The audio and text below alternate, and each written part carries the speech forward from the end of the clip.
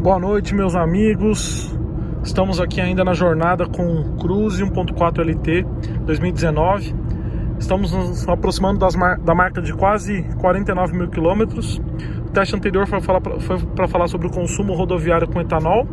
Aqui o teste era para privilegiar o desempenho do carro, falar um pouquinho do desempenho, assim como a gente faz em todos os outros testes. Porém, a estrada está bem cheia, volta de feriado e tal, não consigo desenvolver mais do que 100 km por hora e também até conseguiria, mas sempre tudo em nome da segurança, né? Só ando um pouquinho acima da velocidade naquelas rodovias de tráfego livre e não assim como estão freando toda hora aqui, então aquela estrada chata que cansa pra caramba dirigir.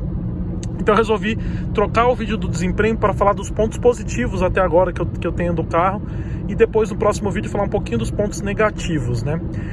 Pontos positivos do Cruze, sem dúvida, em primeiro lugar, o motor. O motor ele se mostrou bastante eficiente, ele tem um bom conjunto motriz, na verdade, não só o motor, mas também o câmbio, que sempre deixa o carro esperto, então você nunca sente que o carro tá numa marcha inadequada para o carro, pelo menos não senti durante esses 500 km que eu já rodei com o carro. Sempre sinto ele na mão, então sinto que qualquer do pé aqui ele retoma a velocidade com agilidade e não sinto de jeito nenhum aqueles refugos que eu sinto em alguns câmbios automáticos, especialmente entre quinta e sexta marcha. Nesse carro aqui, a sexta marcha não funciona como overdrive, aqui a sexta marcha funciona para empurrar o carro realmente, e realmente tem demonstrado aqui que tem um bom conjunto de motor, um bom acerto de motor e câmbio, tem um refinamento aqui gostoso de dirigir, como eu não vi talvez em nenhum carro aqui da categoria. No Jetta eu sentia um lag grande do turbo, então você dava pé ali, aí ficava um pouquinho morto por alguns segundos e depois acelerava. Aqui não, você deu o pé, ele vai de uma vez, não sinto tanto lag, ou talvez não sinto lag tão evidente quanto sentia no Cruze, né?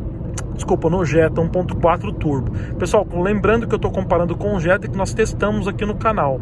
Para você que chegou agora, aqui é um teste de eu faço sempre testes de convivência com o carro, no mínimo 1000 km. Então, esse teste aqui é só mais uma referência, né? Não é um teste padrão, né? Não é um vídeo só que eu faço diversos vídeos aqui para falar um pouquinho mais do carro e não somente um teste de quarteirão para dar uma impressão parcial ou talvez errônea sobre o carro, né?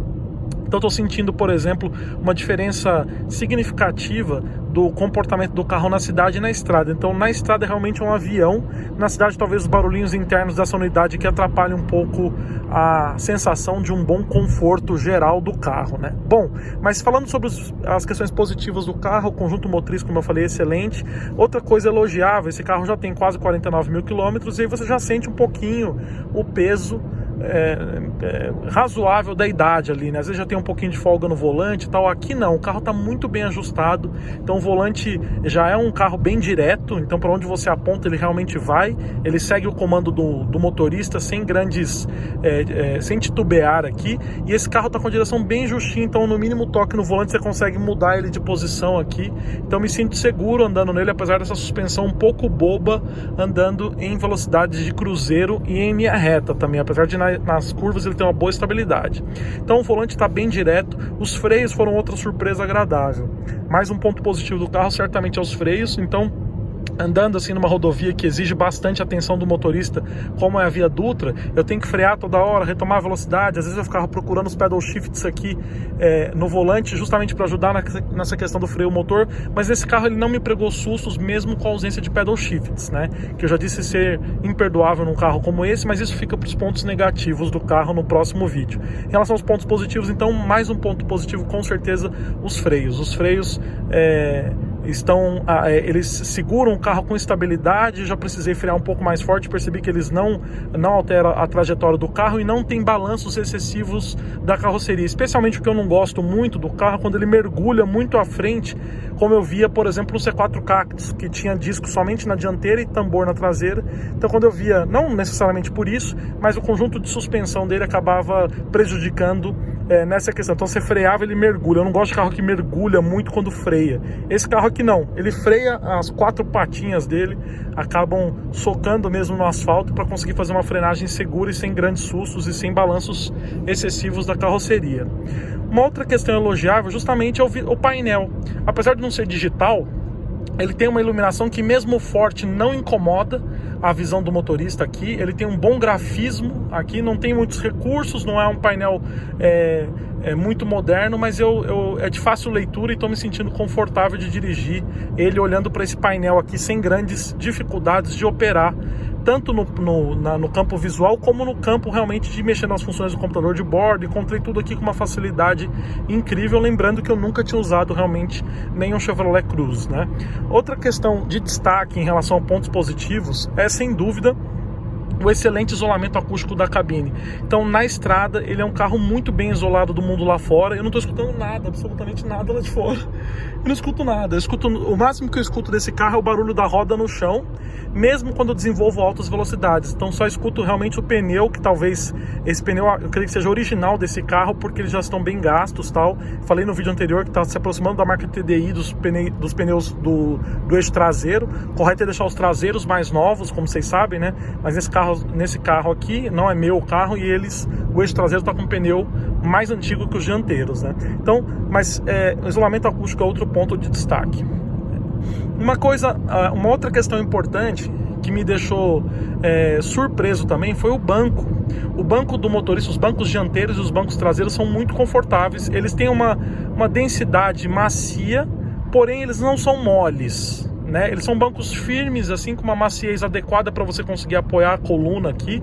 Não é aquela coisa que você afunda e fica parecendo um sofá de casa, mas ao mesmo tempo ele tem um conforto aqui muito bom, a ponto de deixar você realmente se sentindo num lugar privilegiado aqui do carro, né? E como eu falei, andei no banco traseiro também, a sensação foi a mesma, o tipo de densidade é a mesma, não é aquele carro que privilegia só os motoristas, até porque, só o motorista e o passageiro, até porque tem que privilegiar também, sendo uma proposta de sedã, executivo, um carro um sedã considerado médio, é importante que o banco traseiro também seja confortável, e nesse carro realmente apesar do conforto do banco, o lugar do assento, né, onde você senta, ele é um pouquinho curto. No meu caso, talvez possa prejudicar um pouco em longas distâncias, mas o banco, em linhas gerais, é bom e apoia bem o corpo.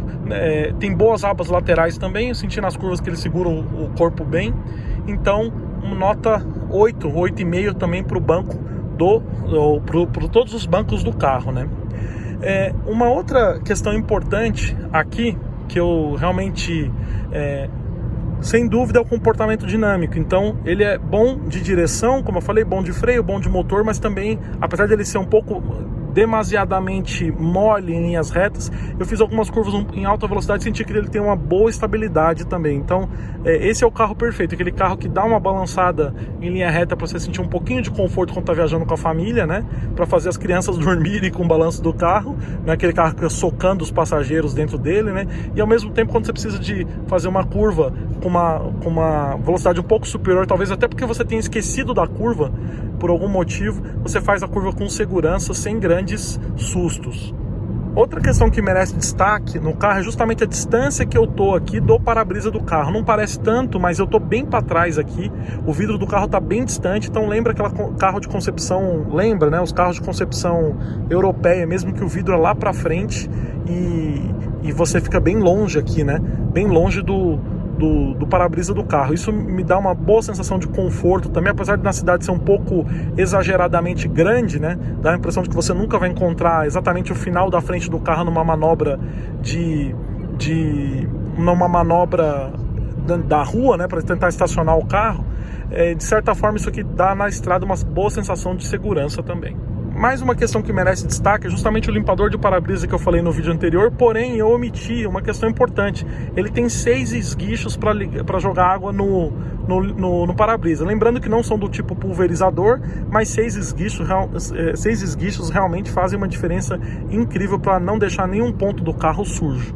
Bom, essas foram as qualidades do Cruze, do nosso teste. Esses foram os pontos positivos. Muito obrigado pela audiência. Até nossas próximas histórias. Fui!